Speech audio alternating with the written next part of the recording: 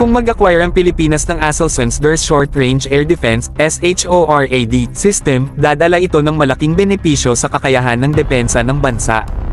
Ang pagdebut ng sistema sa World Defense Show 2024 sa Riyadh ay nagpamalas ng kahusayan nito sa pag-intercept ng mga banta mula sa ere ng may presisayon at kahusayan.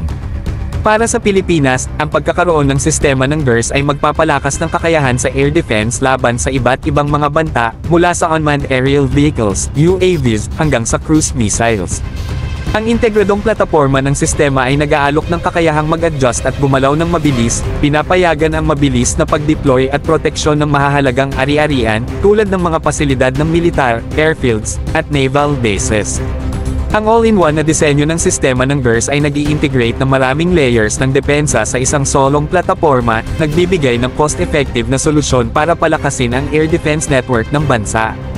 Ang Advanced Armament Section ng sistema, na nagtatampok ng mga missile na may imaging infrared seekers at isang 35mm anti-aircraft gun na may automatic ammunition feeding, ay tiyak na nagbibigay ng komprehensibong proteksyon laban sa mga airborne threat. Isa sa mga pangunahing benepisyo ng sistema ng DIRS ay ang kakayahan nito na epektibong labanan ang lumalaking banta ng mga maliit na UAVs.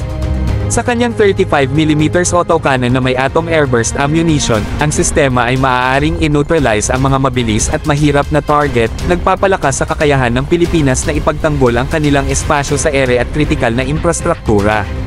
Bukod dito, ang pagkakasama ng Very Short Range Air Defense (VSHORAD) missile pods ay nagbibigay ng proteksyon laban sa mga bagong banta, nagpapalakas pa ng pangkalahatang kakayahan ng air defense ng bansa.